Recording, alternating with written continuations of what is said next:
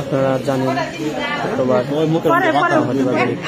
দুর্ঘটনা ঘটেছে, অগ্নিকাণ্ডের মতো দুর্ঘটনা, এবং কি সেই তেলের দোকানের মালিকের ছেলের অবস্থা দেখুন, মাথার দিকটা পুরো ঝলসে গেছে এবং হাতের অবস্থাটা দেখুন, হাত পুরা পুড়ে গেছে, পায়ের অবস্থা খুবই পাটা পুড়ে গেছে এবং জানি না কি হবে। এখন সবাই তার শাশুড়া কামনা করতেছি।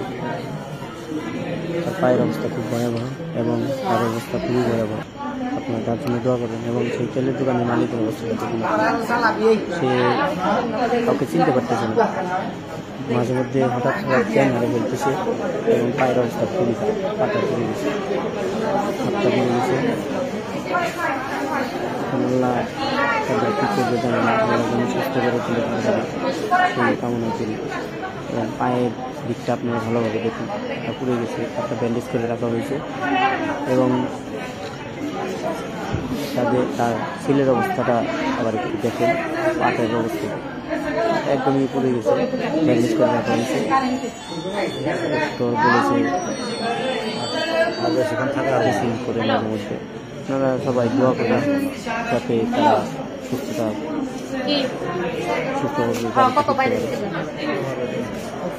এদের জন্য সবাই দোয়া করবেন।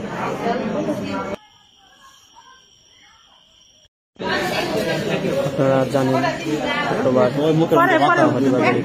দুর্ঘটনা ঘটেছে, অগ্নিকাণ্ডের মতো দুর্ঘটনা, এবং কি সেই তেলের দোকানের মালিকের ছেলের অবস্থা দেখুন, মাথার দিকটা পুরো ঝলসে গেছে এবং হাতের অবস্থাটা দেখুন, হাত পুরা পুড়ে গেছে, পায়ের অবস্থা খুবই পাটা পুড়ে গেছে এবং জানি না কি হবে।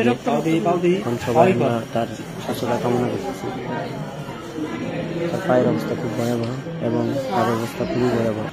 আপনারা তার জন্য দোয়া করবেন। এবং সেই তেলের দোকানের মালিকের অবস্থাটা দেখুন, সে কাউকে চিনতে পারতেছে না, মাঝে মধ্যে হঠাৎ জ্ঞান হারে ফেলতেছে এবং পায়ের অবস্থা খুবই খারাপ, পাটা পুড়ে গেছে, হাতটা পুড়ে গেছে।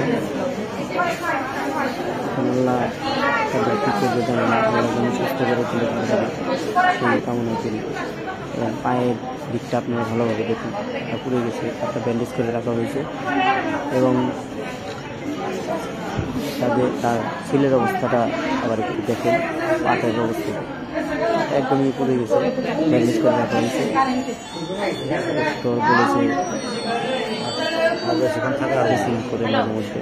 আপনারা সবাই দোয়া করবেন যাতে তারা সুস্থভাবে